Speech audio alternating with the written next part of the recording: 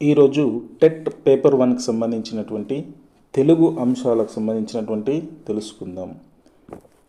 మనకు ఎడ్యుకేషన్ సైకాలజీకి సంబంధించినటువంటి psychological పెడగాగికల్ psychology సంబంధించినటువంటి 30 మార్కులు రావడం జరుగుతుంది. ఆ 30 మార్కుల తర్వాత 31వ ప్రశ్న నుంచి మనకు ఈ తెలుగు మెథడాలజీకి సంబంధించి తెలుగు కాంటెంట్, తెలుగు మెథడాలజీ మొత్తం 30 ప్రశ్నలతో 60 ప్రశ్నల వరకు మనకు ఉండడం జరుగుతుంది. కాబట్టి మనం 31వ ప్రశ్న నుంచి మనం తెలుసుకోవడం జరుగుతుంది. ఓకే, దీంట్లో మనకు ముఖ్యంగా ఒక పద్యాన్ని పరిచిత కావచ్చు, అపరిచిత కావచ్చు, అంటే తెలిసిన పద్యం కావచ్చు, తెలియని పద్యం కావచ్చు, తెలిసిన వచనం కావచ్చు, తెలియని వచనం కావచ్చు, ఏదైనా ఒక పద్యం ఇచ్చి 5 ప్రశ్నలు ఇస్తారు. తర్వాత ఒక వచనం ఇచ్చి 5 ప్రశ్నలు ఇస్తారు. కొద్దిగా ఉన్నటువంటి ఇంతకుముందు 2017లో వచ్చినటువంటి ఈ ప్రీవియస్ టెట్ పేపర్ 1కి సంబంధించి మనం తెలుసుకుందాం. అయితే దీంట్లో ముందు పద్యాన్ని చూద్దాం. తనువదెవరి సొమ్ము తనదు పోషింప, ద్రవ్యమెవరి సొమ్ము దాచుకొనగా, ప్రాణమెవరి సొమ్ము పారిపోవక నిల్ప, విశ్వధాభిరామ వినురవేమ. ఈ పద్యానికి సంబంధించినటువంటి మనకు 5 ప్రశ్నలు ఇవ్వడం జరుగుతుంది. ఈ 5 ప్రశ్నలకు జవాబులు మనం ఈజీగా సులభంగా పొందొచ్చు. ఈ 4 పాదాలు ఉన్నటువంటి పద్యాన్ని బాగుగా అర్థం చేసుకోవాలి. అర్థం చేసుకుంటే మనకు చాలా ఈజీ ఉంటుంది. ఒక్కొక్క ప్రశ్నను మనం చూద్దాం. 31 ప్రశ్న చూసుకుంటే, 31 ప్రశ్న తీసుకుంటే, దాచుకొనగా ప్రాణమెవరి అనేటువంటిది విడదీస్తే ఏ విధంగా వస్తుంది అనేటువంటి ఈ రూపాలను ఇవ్వడం జరిగింది. ఈ రూపంలో ఏ రూపం అనేది కరెక్ట్? దాచుకొనగా ప్రాణము ఎవరి, దాచుకొనగా ప్రాణం మెవరి, దాచుకొన ప్రాణము ఎవరి, దాచుకొనగా ప్రాణం ఎవరి అనేటువంటి ఆప్షన్లు ఇచ్చారు. దీంట్లో ఇక్కడ ఒకటి గుర్తుపెట్టుకోవాల్సింది ఏంటంటే, దాచుకొనగా అనే దాని పక్కన ఇక్కడ అరసున్న అనేటువంటిది రావడం జరిగింది. దీన్ని నకార పొల్లు అని, ధృతం అని కూడా అనడం జరుగుతుంది. కాబట్టి ఈ పదాన్ని విడదీస్తే పదం చివర ధృతం అనేటువంటిది రావాలి, నకార పొల్లు రావాలి. నకార పొల్లు దీంట్లో ఎక్కడ వచ్చింది అంటే మొదటి ఆప్షన్లో వచ్చింది.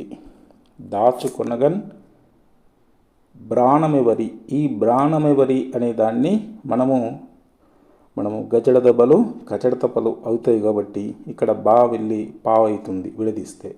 ప్రాణము తర్వాత మెవరి తీస్తే ఇక్కడ ఎవరి అవుతుంది. కాబట్టి ఇక్కడ మొదటి ఆప్షన్ అనేటువంటిది సరైనటువంటిది. దాచుకొనగన్ ప్రాణము ఎవరి అనేటువంటిది ఆప్షన్ సరైనటువంటిది. తర్వాత 32వ ప్రశ్న తీసుకుంటే, ఈ పద్యంలోని మకుటం. ఈ పద్యంలోని మకుటం ఏంటి? మకుటం అంటే కవికి సంబంధించినటువంటి కిరీటం అని చెప్పుకోవచ్చు. మకుటం అనగా అర్థం ఏమిటి అంటే కిరీటం. మరి ఈ మకుటం ఇక్కడ ఏముంది? విశ్వధాభిరామ వినురవేమ.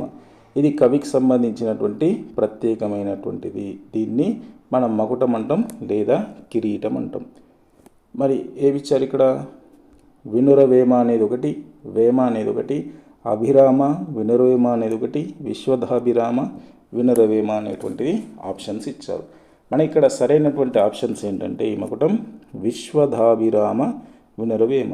వేమన పద్యాల్లో చివరి పాదం విశ్వధాభిరామ వినురవేమ అని ఉంటుంది. దీన్నే మకుటం అంటారు. మకుటం అంటే అర్థం ఏంటంటే కిరీటం అనేటువంటిది గుర్తుంచుకోవాలి. ఇది 32వ సంబంధించినటువంటి ప్రశ్న. తర్వాత 33వది, ఈ పద్యాన్ని అనుసరించి, ఈ పద్యం కనుక అనుసరిస్తే మనకు ఏం తెలుస్తుంది? తనువు పోషించకూడదని, రెండవది తనువే ముఖ్యమైంది అని, తనువు ఒక ధనమని, తనువు మనది కాదు అని. ఈ ఆప్షన్లలో తీసుకుంటే కనుక ఈ పద్యంలో ఇచ్చింది ఏంటంటే, మనం దీంట్లో చూసుకుంటే, దాచుకొనగా ప్రాణం ఎవరి సొమ్ము పారిపోవగ నిల్ప, మరి ఇక్కడ ఆప్షన్స్ ఏమని మనం గుర్తుపెట్టచ్చు? ఇక్కడ ఈ పద్యాన్ని అనుసరించి 33వ దానికి ఈ తనువు మనది కాదు అనేటువంటి అంశాన్ని తెలియజేస్తుంది. తనువు గురించి అంటే శరీరం గురించి ఇవ్వడం జరిగింది. ఈ తనువు, ఈ కాయం అనేటువంటిది మనది కాదు అనేటువంటి పద్యంలో ప్రధానంగా ఉన్నటువంటి అర్థం. తర్వాత 34వ ప్రశ్న తీసుకుంటే, పారిపోనీయకుండా దీన్ని నిలపలేము. ఈ పద్యంలో పారిపోనీయకుండా దీన్ని నిలపలేమంటున్నాడు కవి. దేన్ని? ప్రాణము, శరీరము, విశ్వము, సొమ్ము. దేన్ని పారిపోనీయకుండా నిలపలేమంటే ఇక్కడ ప్రాణం ఎవరి సొమ్ము పారిపోవక నిలుప అనేటువంటిది మనకు 3వ పాదంలో ఉన్నది. ఇది ప్రాణం అనేటువంటిది ఆప్షన్ సరైనటువంటిది. తర్వాత 35వ ప్రశ్న తీసుకుంటే, ఈ పద్యం ద్వారా వేమన చెప్పదలుచుకున్నటువంటి ఏంటి? తనువు, ధనం, ప్రాణం ఎవరిదైనా కాపాడవచ్చు. తను, ధన, ప్రాణాలు విలువైనవి. తనువు, ధనం, ప్రాణం ఇతరులవి. తనువు, ధనం, ప్రాణం మనం కాపాడుకోలేం. ఇక్కడ ఆప్షన్ ఏంటి అంటే తనువు, ధనం, ప్రాణం మనం కాపాడుకోలేమనేటువంటిది మనకు వేమన అనేటువంటి కవి చెప్పాడు. చూసారా, ఈ 5 ప్రశ్నలు మనకెంత సులభంగా ఉన్నాయి. ఇక్కడ ఈ పద్యాన్ని క్లియర్గా చదువుకోవాలి. ఇక్కడ ఈ కవి ఎవరు? ఇక్కడ విశ్వదాభిరామ విడురు వేమన వచ్చింది కాబట్టి కవికి సంబంధించి తెలుసు.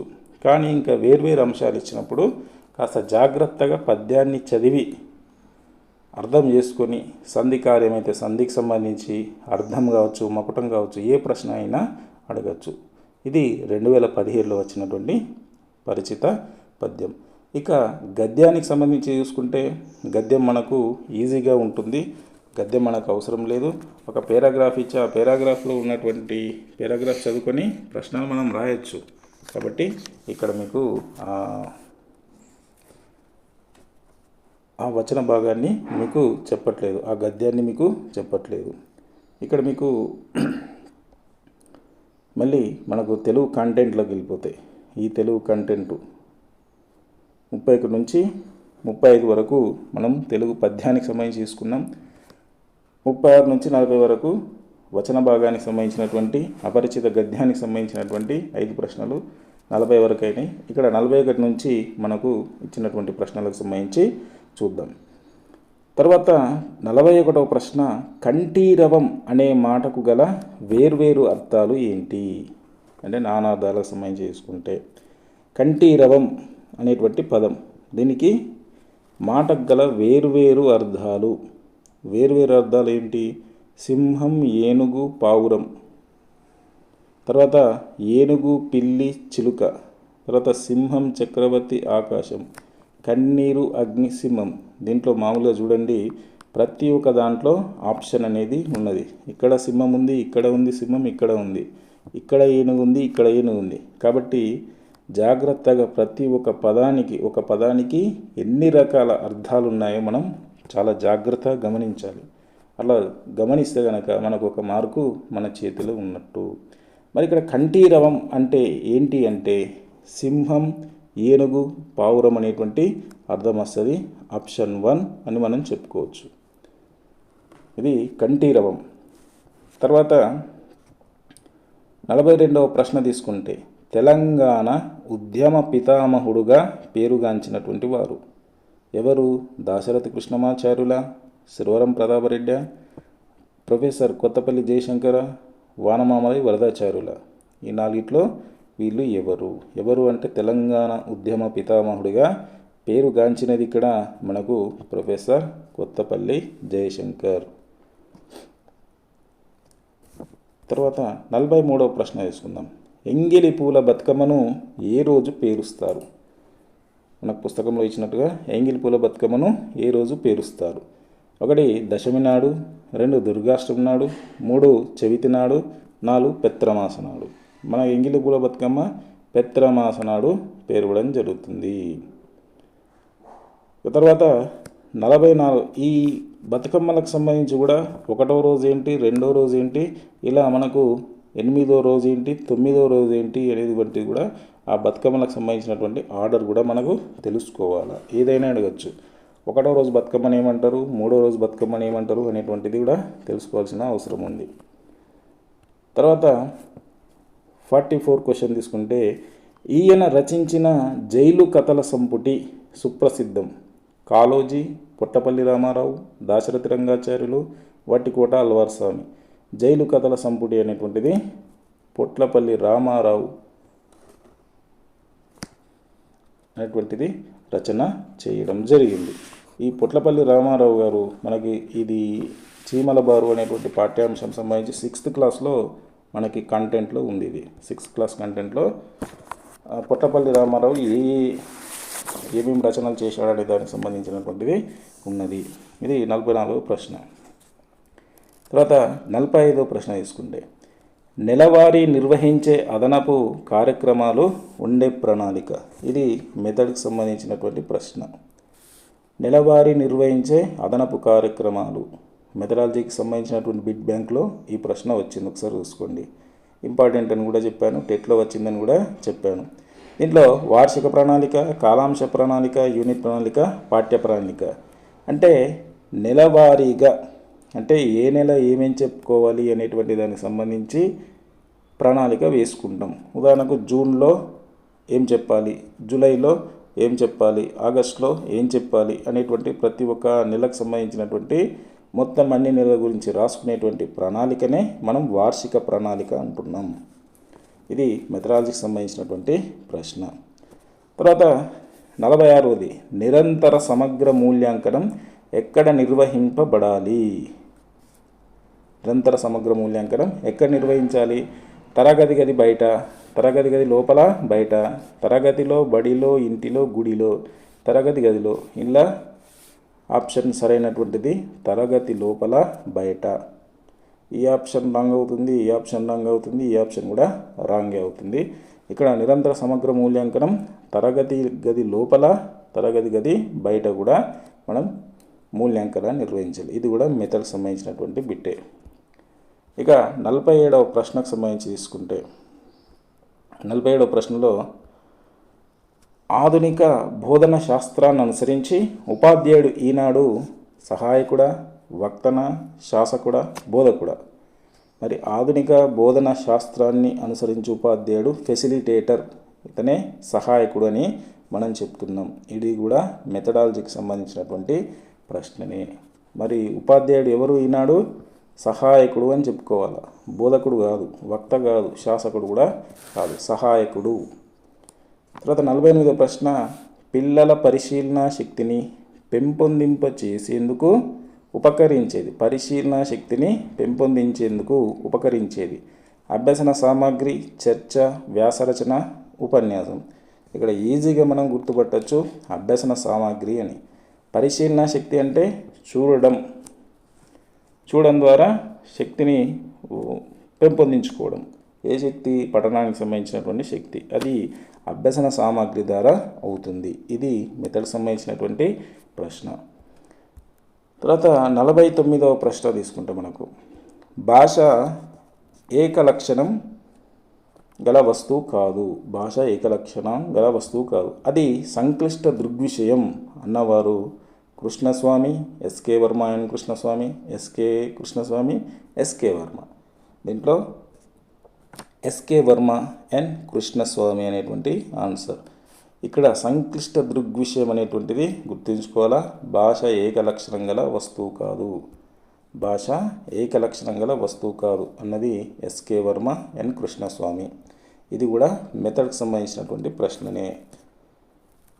తర్వాత 50వ ప్రశ్న తీసుకుంటే, అక్షర చిత్రాలు చదివించడం వలన పిల్లల్లో ప్రధానంగా పెంపొందే సామర్థ్యం. ఇక్కడ ఏంది? అక్షర చిత్రాలు చదివించడం వల్ల ఏ సామర్థ్యం పెంపొందుతుంది? లేఖనం, భాషణం, శ్రవణం, పఠనం. చదవడం అంటే దేనికి సంబంధించి? ఇక్కడ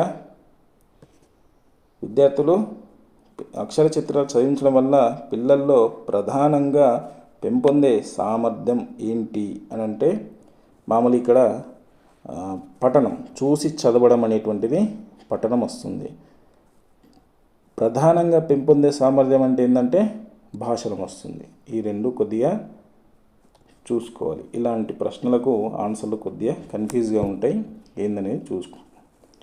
మామూలుగా అక్షర చిత్రాలు చదివించడం అంటే పఠనం అని ఆప్షన్ వస్తుంది. చదివించడం వల్ల పిల్లల్లో ప్రధానంగా పెంపొందే సామర్థ్యం అంటే భాషణం వస్తుంది. కాకపోతే ఇప్పుడు ఆన్సర్ ఏది అంటే భాషణం అని చెప్పుకోవాలి. మనకు కీ కూడా ఫైనల్ కీ కూడా భాషణం అని ఇవ్వడం జరిగింది. తర్వాత ఇవి ఇంతవరకు ఉన్నటువంటి 45 ప్రశ్న నుంచి మనకు 45 ప్రశ్న నుంచి 50 వరకు మనకు 6 ప్రశ్నలు మెథడాలజీ నుంచి రావడం జరిగింది. ఇక మళ్ళీ ఇంకా కొన్ని కంటెంట్కి సంబంధించి తీసుకుంటే 51వ ప్రశ్న, పొదవేడు నుప్పు లేక రుచి పుట్టగా నేర్చునటయ్యే భాస్కర, ఈ పాదంలోని 4వ గణం. ఈ పాదంలోని 4వ గణం ఏముంటుంది? ఇది దేనికి సంబంధించినటువంటి పద్యం అనేది తీసుకుంటే ఆ పాదంలో అది ఎన్నోది?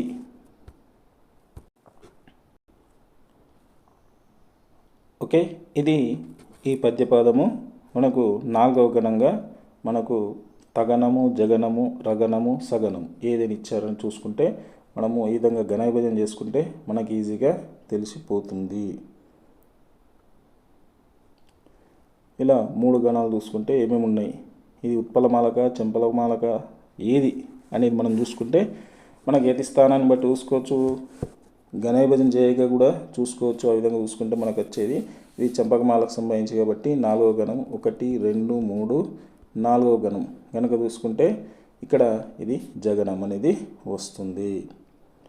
ఓకే, ఇది జగనానికి సంబంధించి. తర్వాత 52వ ప్రశ్న సంబంధించి చేసుకుంటే, నీటి మీద తేలుతున్నది ఈ వాక్యంలోని అలంకారం. ఇక్కడ తేలుతున్నది, ఇక్కడ పదం అనేది ఏ విధంగా వచ్చింది? ఒకే రకమైనటువంటి అర్థభేదంతో, తాత్పర్య భేదంతో ఇక్కడ వచ్చినటువంటి దాన్ని మనం ఏమంటామంటే చేకానుప్రాసమ, అంత్యానుప్రాసమ, లాటానుప్రాసమ, వృత్యానుప్రాసమ. ఇక్కడ ఏమవుతుంది? ఇక్కడ చేకానుప్రాసం అవుతుంది. నీటి మీద తేలుతున్నది, ఇక్కడ తేలు కానీ ఇక్కడ తేలుతున్నది అనేటువంటి పదం వేరు, తేలు అనేటువంటి పదం వేరు. ఇక్కడ సరే దీంట్లో ఉన్నటువంటి అలంకారాలకు సంబంధించి ఒకసారి చూడండి. తర్వాత 53వ ప్రశ్న తీసుకుంటే, ఆహా ఆ ప్రాంతమంతా శోభాయమానంగా ఉన్నది ఈ వాక్యంలోని అవ్యయం. అవ్యయాలంటే ఆ, ఆహా అలాంటివి ఉంటాయి. దీంట్లో ఇక్కడ అవ్యయం ఏమి ఇచ్చారు? ఇక్కడ ఆహా అనేటువంటిది అవ్యయము ఇవ్వడం జరిగింది. ఇది 53వ ప్రశ్న. ఇక 54వ ప్రశ్నకు సంబంధించి తీసుకుంటే, వయోవృద్ధుడు సమాసానికి విగ్రహవాక్యం. వృద్ధుని వయస్సు, వయస్సు చేత వృద్ధుడు, వయస్సు మరియు వృద్ధుడు, వయసైన వృద్ధుడు. వయోవృద్ధుడు అంటే వయస్సు చేత వృద్ధుడు. ఇది సరైనటువంటి ఆన్సర్. తర్వాత 55వది, నింగిలోని చంద్రుని చూసి సంతోషించాను ఈ వాక్యంలో ఉన్న విభక్తులు ఏంటి? ద్వితీయ. సరే ఈ విభక్తులు చూద్దాం ఏమున్నాయి. నింగిలోని చంద్రుని చూసి సంతోషించాను, లోని ని. మరి లోని అనేటువంటిది దానికి సంబంధించి తీసుకుంటే షష్ఠీ విభక్తి వస్తుంది. కిన్, కున్, యొక్క, లోన్, లోపలన్ అనే దానికి సంబంధించి తీసుకుంటే షష్ఠీ విభక్తి. ఇక్కడ షష్ఠీ విభక్తి ఉంది, ఇది షష్ఠీ విభక్తి. తర్వాత చంద్రుని, ని, నిన్, నున్, లన్, కూర్చి, గురించి అనేది తీసుకుంటే ద్వితీయ విభక్తి వస్తుంది. కాబట్టి ఇది లోని అనేటువంటిది తీసుకుంటే షష్ఠీ విభక్తి వచ్చింది. లోని అనేటువంటిది తీసుకుంటే షష్ఠీ విభక్తి వచ్చింది. తర్వాత నీ అనేది తీసుకుంటే ద్వితీయ విభక్తి వచ్చింది. ఇది ఆన్సర్. తర్వాత 56వ ప్రశ్న తీసుకుంటే, క్ష్మి అనేటువంటి సంశ్లేషాక్షరంలోని ధ్వనిక్రమం. దీంట్లో ఒకసారి ఈ వివరణ చూడండి. ఆన్సర్ ఇది అవుతుంది. ఈ క్ష్మి అనేటువంటి పలకడం. క్ష్మి ఒకసారి చూసుకోవాలి. క్ష్మి కాబట్టి ఈ దీన్ని కలపడం ద్వారానే క్ష్మి అనేటువంటి అక్షరం అనేటువంటిది వస్తుంది. ఆన్సర్ అది. తర్వాత చలి పెడుతున్నదని అర్రలకెళ్ళి బయటకు వెళ్ళలేడు ఈ వాక్యంలో అర్ర అనేది అర్ర అంటే గది, ఇల్లు, రంధ్రం, దుప్పటి. అర్ర అంటే ఇక్కడ గది అనేటువంటిది వస్తుంది. తర్వాత 58వ ప్రశ్న చూద్దాం. వసుధ అనే పదానికి వ్యుత్పత్తి. వసుధ అంటే సమస్తాన్ని ధరించేది, సుధను కలిగి ఉండేది, వర్తులాకారంగా తిరిగేది, ద్రవ్యాదులను ధరించేది. మనం వ్యుత్పత్తి అర్థాలను తెలుసుకున్నాం. వసుధ అంటే ద్రవ్యాలను, సుగంధాలకు సంబంధించినటువంటి ధరించేది అనేటువంటిది తెలుసుకున్నాం. తర్వాత 59వ ప్రశ్న. సాగునాటు నాడు సాగకపోతే సాలంతా ఆగిపోతుంది అనే సామెతలోని అనుభవానికి మూలం. ఇది దేనికి సంబంధించి అంటే వ్యవసాయానికి సంబంధించి. ఇది 6th క్లాస్లోని ఉపవాచకంలో ఉన్నది, చూసుకోండి. ఈ సామెత సాగునాటు నాడు సాగకపోతే సాలంతా ఆగిపోతుంది అనే సామెత సంబంధించినటువంటిది. తర్వాత 60వ ప్రశ్న, ఇక తెలుగుకు సంబంధించినటువంటి చివరి ప్రశ్న. బంగారం అనే పదానికి ప్రకృతి రూపం. మనము ఈ ప్రకృతి వికృతులకు చెప్పినప్పుడు దాని గురించి మనం డిస్కషన్ చేసాం. బంగారం అనేటువంటి పదానికి ప్రకృతి రూపం బృంగారము. ఇది టెట్ పేపర్ 1కు సంబంధించినటువంటి ప్రశ్నలు. మెథడాలజీకి సంబంధించి 6 ప్రశ్నలు వస్తాయి. తర్వాత కంటెంట్కి సంబంధించినటువంటి తీసుకుంటే అంటే మనకు మామూలుగా మెథడ్స్లో తీసుకుంటే ఒక 6 మార్కుల ప్రశ్నలు వస్తాయి. తర్వాత పుస్తకంలో ఉన్నటువంటి మ్యాటర్కి సంబంధించి, ఉదాహరణకు జైలు కథల సంపుటి ఎవరు రాశారని, ఎంగిలి పూల బతుకమ్మ ఏ రోజు అని, తర్వాత తెలంగాణ ఉద్యమ పితామహుడు ఎవరని అనేటువంటి ప్రశ్నలకు సంబంధించినటువంటి కంటెంట్ 3 నుంచి 5 ప్రశ్నలు రావడానికి ఆస్కారం ఉంటుంది. ఇక తర్వాత మిగతాదంతా గ్రామర్కి సంబంధించి అంటే నానార్థాలు, ప్రకృతి వికృతులు, సందులు, సమాసాలకు సంబంధించినటువంటి వస్తాయి. ఇక తర్వాత పరిచిత అపరిచిత పద్యాలకు సంబంధించి 10 మార్కులు రావడం జరుగుతుంది. ఈ విధంగా మనకు టెట్ పేపర్ అనేది ఉంటుంది. కావున జాగ్రత్తగా చదవండి, మంచి మార్కులు పొందండి.